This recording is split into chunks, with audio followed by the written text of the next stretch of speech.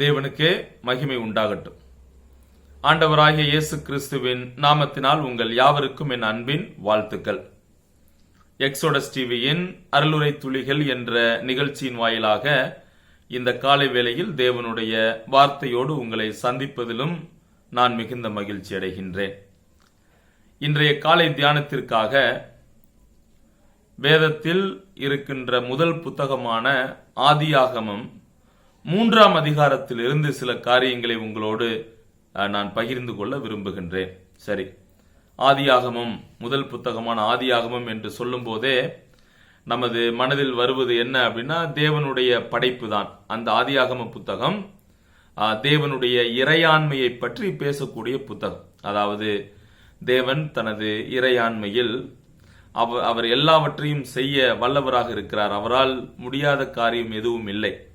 அவர் சர்வ வல்லமை உள்ளவராக, சர்வ ஞானம் நிறைந்தவராக, எல்லாம் அறிந்தவராக, எங்கும் இருக்கக்கூடியவராக, சர்வ வியாபியாக அவர் இருக்கிறார். சரி, அப்படிப்பட்ட வல்லமையுள்ள தேவன் இந்த உலகத்தில் தன்னை யார் என்பதை இந்த வேதத்தின் மூலமாகவே அவர் வெளிப்படுத்தியிருக்கிறார். பாருங்கள், தேவன் யார், அவர் எப்படிப்பட்டவர், அவருடைய தன்மைகள் என்ன, அவருடைய செயல்பாடுகள் என்ன, அவர் என்ன செய்கிறார் என்பதை நீங்களும் நானும் அறிந்து கொள்வதற்கு அவருடைய வெளிப்பாடு மிக அவசியம். தேவனுடைய வெளிப்பாடு இல்லாமல் நாம் தேவனை பற்றி எந்த ஒரு காரியத்தையும் நம்மால் அறிந்து கொள்ள முடியாது. அப்ப தேவனுடைய திட்டம், நோக்கங்கள், தீர்மானங்கள், அவருடைய செயல்பாடுகள், அவருடைய சுபாவங்கள், அவருடைய குணாதிசயங்கள் இவைகளை நீங்களும் நானும் தெரிந்து கொள்ள வேண்டுமானால் அவருடைய வெளிப்பாடு அவசியம். எனவே தேவன் தன்னை வெளிப்படுத்தினார் என்று நாம் இதே புத்தகத்தில் காண்கிறோம். அவர் God is the God of revelation. So God takes initiative to make known himself. மனிதன் தேவன் வெளிப்படுத்தாமல் தேவன் யார் என்பதை அறிய முடியாது. எனவே தேவனுடைய வெளிப்பாடு அவசியம். அதையும் இந்த புத்தகத்தில் நாம் வாசிக்கிறோம். சரி, 1ஆம் அதிகாரம் ஆதியாகமம் 1, 2 போன்ற அதிகாரங்கள்ல it introduces about God's creation and his marvellous works. தேவனுடைய படைப்பின் நிகழ்வுகளையும் அல்லது தேவனுடைய படைப்பு எவ்வளவு மகத்துவமானது, அவரது கிரியைகள் எப்படிப்பட்டது என்பதை 1, 2 போன்ற அதிகாரங்களில் நாம் பார்க்கிறோம். அதிகாரம் 3இல் it introduces about Satan and his nature. 3ஆம் அதிகாரத்தில் சாத்தானை பற்றியும் அவனுடைய குணாதிசயங்களை பற்றியும் இந்த 3ஆம் அதிகாரம் சொல்லுகிறது. சரி, 1, 2 போன்ற அதிகாரங்களில் பார்த்தால் தேவன் இந்த உலகத்தில் உள்ள எல்லாவற்றையும் அவர் படைக்கிறார். குறிப்பாக மனிதர்களாகிய நம்மையும் மனிதனையும் அவர் படைக்கிறார். சரி, அப்படி படைத்த மனிதன் 3ஆம் அதிகாரத்திற்கு வரும்போது மிகப்பெரிய ஒரு இருள் நிறைந்த வாழ்வுக்குள்ளாக அவன் வருகிறான். The tragedy is taking place in chapter 3. 3ஆம் அதிகாரத்தில் ஒரு பரிதாபமான ஒரு நிகழ்வு அங்கே நடக்கிறதை நாம் பார்க்கிறோம். சரி, இதுவரைக்கும் பார்த்தீங்கன்னா once they were very happy in the Lord, அவர்கள் கர்த்தருக்குள் தேவனுக்குள் அவர்கள் சந்தோஷமாக இருந்தார்கள். பட் now no more, ஆனால் இப்பொழுது அவர்கள் அப்படிப்பட்ட சூழலில் இல்லை. once they have listened God's voice, தேவனுடைய சத்தத்தை அவர்கள் கேட்டுக்கொண்டிருந்தவர்கள்.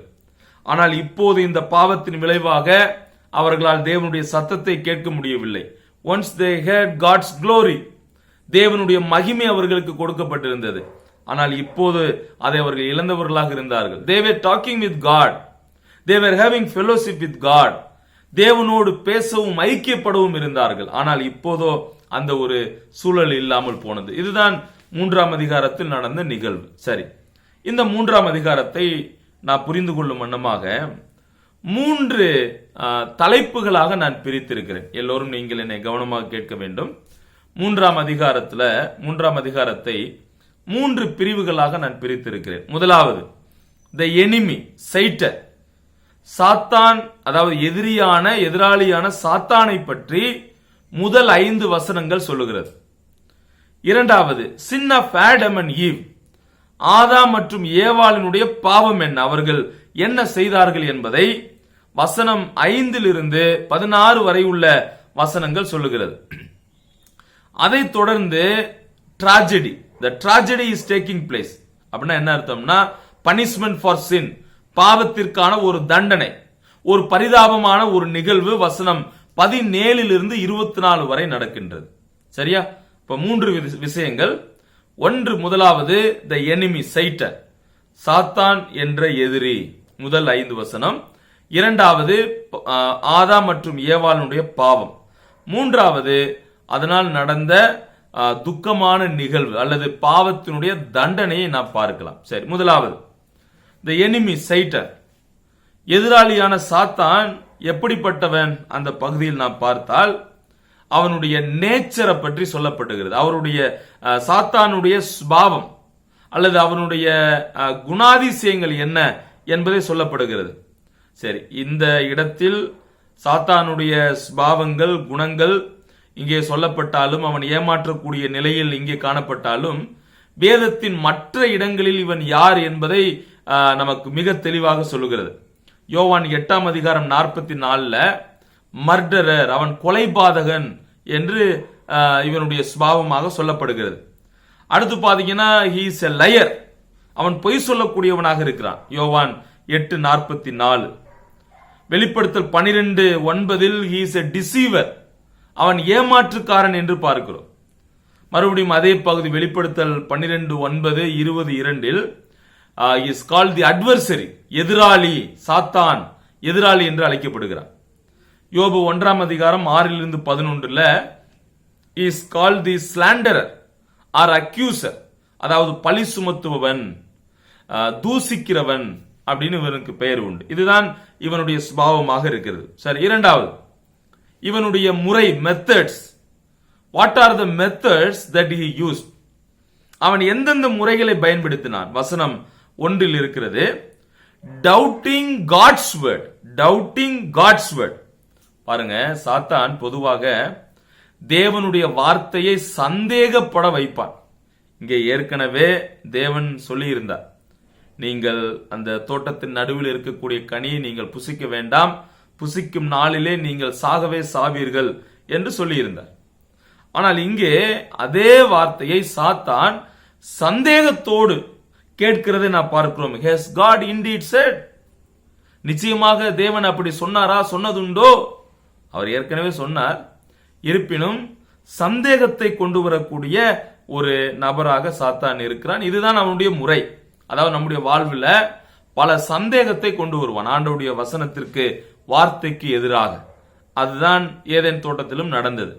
இரண்டாவது அவனுடைய முறை, மெத்தட் எப்படிப்பட்டது பாருங்க, டினாயிங் காட்ஸ் ட்ரூத். முதலாவது டவுட்டிங் காட்ஸ் வேர்ட், தேவனுடைய வார்த்தையை சந்தேகப்பட வைத்து. இரண்டாவது டினாயிங் காட்ஸ் ட்ரூத், தேவனுடைய சத்தியத்தை மறுக்க வைப்பான், தேவனுடைய சத்தியத்தை மறுக்க வைப்பான். ஆண்டவர் சொன்னாரு, அது வசனம் 4 இருக்கு, 3 அதிகாரம் 4, இதை நீங்கள் புசிக்கும் நாளிலே சாகவே சாவீர்கள். ஆனால் அவன் என்ன சொல்லுகிறான்? You shall not surely die, நீங்கள் சாகவே சாவதில்லை. பாத்தீங்களா? அப்ப தேவனுடைய சத்தியத்தை மறுக்க செய்வான். மூன்றாவது அவனுடைய மெத்தட், முறை என்னன்னா, டிஸ்டார்டிங் காட்ஸ் பர்பசஸ். வசனம் 5 இருக்கிறது. அதாவது தேவனுடைய நோக்கத்தை இவன் என்ன செய்வான்? அழிக்க முயற்சி செய்வான். தேவன் அதாவது மனிதன் மீது இவர்கள் இதை செய்ய வேண்டும், செய்யக்கூடாது என்று அவர் திட்டம் வைத்திருக்கும் போது இவன் அவருக்கு எதிராக, அந்த நோக்கத்திற்கு எதிராக செயல்படக்கூடியவனாக இருக்கு. நான்காவது இவனுடைய முறை என்ன அப்படின்னா, discrediting God's character. Discrediting God's character. பாருங்க, தேவனுடைய சுபாவம் என்ன? he is true and he is righteous, அவர் உண்மையுள்ளவர், நீதியுள்ளவர். ஆனால் சாத்தான் சொல்றான், தேவன் அப்படிப்பட்டவர் அல்ல. சோ அவன் பொதுவாகவே எப்போதுமே டிஸ்கிரெடிட்டிங் காட்ஸ் கேரக்டர், தேவனுடைய குணத்தை குறைத்து மதிப்பிடக்கூடியவனாக இருக்கு. அடுத்ததாக இவனுடைய மெத்தட், சாத்தான் பயன்படுத்தக்கூடிய முறை என்ன அப்படின்னா, deceiving God's creature. Deceiving God's creature வசனம் 6 இருக்கிறது. என்ன? Satan convinced them they were deceived and ate that fruit. சாத்தான் அவர்களை ஏமாற்றினான், வஞ்சித்தான், அவர்கள் அந்த பழத்தை அவர்கள் புசித்தார்கள். சரி, அப்ப இந்த 3ஆம் அதிகாரத்தில் முதல் 5 வசனங்களில் 5-6 வசனங்களில் அவனுடைய ஸ்பாவத்தையும் அவனுடைய முறைகளையும் நாம் பார்க்கின்றோம். இது உண்மையிலேயே அவர்களுக்கு மட்டும் இது நடக்கக்கூடிய விஷயம் அல்ல. இன்றைக்கும் சாத்தான் இப்படிப்பட்ட முறைகளை நமக்கும் அவன் காண்பித்து வருகிறான். அந்த முறையை நமக்கும் பின்பற்றுகிறான். நாம் எச்சரிப்போடு இருப்பது மிக அவசியம். பொதுவாக தேவனுடைய வார்த்தையை சந்தேகப்பட வைப்பான், தேவனுடைய சத்தியத்தை மறுக்க வைப்பான், தேவனுடைய திட்டத்தை மாற்று முயற்சி செய்வான், தேவனுடைய குணாதிசயத்தை குறைத்து மதிப்பிடுவான், தேவனுடைய சிருஷ்டிகளான நம்மை அவன் ஏமாற்றக்கூடியவனாக இருப்பான். சோ அவனுக்கு நாம் எச்சரிக்கையாக இருப்பது நமது கடமை. இரண்டாவது, sin of Adam and Eve, ஆதாம் மற்றும் ஏவாளுடைய பாவம் என்ன? அதை நாம் சுருக்கமா சொல்ல போனா, சோதனை அவர்களுடைய வாழ்வில் நடத்தப்பட்டது, கொண்டு வரப்பட்டது. ஆனால் அந்த சோதனையில் அவர்கள் தோற்று போனார்கள். ஏதேன் தோட்டத்தில் முதல் மனிதனாக படைக்கப்பட்ட ஆதாம் ஏவாளும் அவர்களுக்கு வந்த சோதனையில் அவர்கள் தோற்கடிக்கப்பட்டார்கள். 1 யோவான் 2ஆம் அதிகாரம் 16வது வசனத்தில் நாம் வாசிக்கிறோம், ஒரு மனிதனுக்கு 3 நிலைகளில் சோதனை வருகிறது. அது என்ன? 1, கண்களின் இச்சை, the lust of the eyes. 2வது, the lust of the flesh, மாம்சத்தின் இச்சை. 3வது, த பிரைட் ஆஃப் லைஃப், அதாவது ஜீவனத்தின் பெருமை. இப்ப இதுதான் பொதுவாக எல்லாருக்கும் வரக்கூடிய சோதனையாக இருக்கிறது. ஏதேன் தோட்டத்தில் ஆதாம் ஏவாளு கொண்டு வரப்பட்டது, அவர்கள் தோல்வியை தழுவினார்கள். இதே போல இயேசு கிறிஸ்து மனிதன் என்ற முறையில் அவரும் சோதிக்கப்பட்டார். ஆனால் அவர் அந்த சோதனையை ஜெயிக்கிறதை நாம் பார்க்கலாம். கடைசியாக இதில் நடந்த, ஆனால் இங்கே என்ன பார்க்கிறோம்? ஆதாமும் ஏவாளும் பாவத்தில் வீழ்ந்தார்கள். அதனால் என்ன நடந்தது? ஒரு துக்ககரமான, பரிதாபகரமான ஒரு சூழல் ஏற்பட்டது. அதனால என்னாச்சு? பனிஷ்மெண்ட் ஃபார் சின், பாவத்திற்கான தண்டனை. வசனம் 7 24 வரை உள்ள வசனங்களை நாம் காண்கிறோம். சரி, பாவத்திற்கான தண்டனை என்ன? அங்கே நான் பார்க்கிறோம், ஃபியர், பயம், கர்ஸ், சாபம், பெயின், வலி, வேதனை, ஸ்லேவரி, அடிமைத்தனம், தோன்ஸ், முற்கள், சாரோ, கவலை, ஸ்வெட், வேர்த்தல், வியர்வை, டெத், மரணம். இவைகள் எல்லாம் பாவத்தின் விளைவாக மனிதன் கொண்டு வந்தான். ஆனால் நடந்தது என்ன? இந்த பாவத்தின் விளைவாக மனிதன் கொண்டு வந்த இவைகளிடமிருந்து மனிதன் காப்பாற்றப்பட வேண்டும், மனிதன் ரட்சிப்படைய வேண்டும் என்று சொல்லி அந்த தண்டனைகளை எல்லாம் ஆண்டவராகிய இயேசு கிறிஸ்து சிலுவையில் ஏற்றுக்கொண்டார். அப்படி நம்முடைய பாவங்களுக்காக அவர் சிலுவை ஏற்றதால் இன்றைக்கு நமக்கு அந்த ரட்சிப்பு இலவசமாக கிடைத்திருக்கிறது. பாருங்கள், தேவன் எல்லாரையும் படைத்தார், அவர் சாயலாக படைத்தார். ஆனால் மனிதர்களாகிய நாம் பாவம் செய்தோம். பாவத்தினுடைய சம்பளம், கூலி, மரணம். எனவே அந்த மரணத்தில் நீங்களும் நானும் இருக்க வேண்டும். நாம் அந்த மரணத்தை தழுவ வேண்டும், நாம் சாக வேண்டும். ஆனால் ஆண்டவராகிய இயேசு கிறிஸ்து பிதாவினால் அனுப்பப்பட்டு, பிதா தேவன் நம்மீது அன்பு கூர்ந்ததால் அவர் தன் சொந்த குமாரனான இயேசு கிறிஸ்துவை அனுப்பி நமக்காக சிலுவையில் மரித்ததால் இன்றைக்கு அந்த ரட்சிப்பை இலவசமாக பெற்றுக் கொள்கிறோம். அன்றைக்கு அந்த பாவத்தினுடைய எல்லா விளைவையும் ஆண்டவராகிய இயேசு கிறிஸ்து சிலுவையில் ஏற்றுக்கொண்டார். அங்கே சிலுவையில் தேவனுடைய அன்பை நாம் காண முடியும். சோ அந்த அன்பிற்காக இந்த காலை வேளையில் நாம் அவரை துதிப்போம், அவருக்கு நாம் நன்றி செலுத்துவோம்.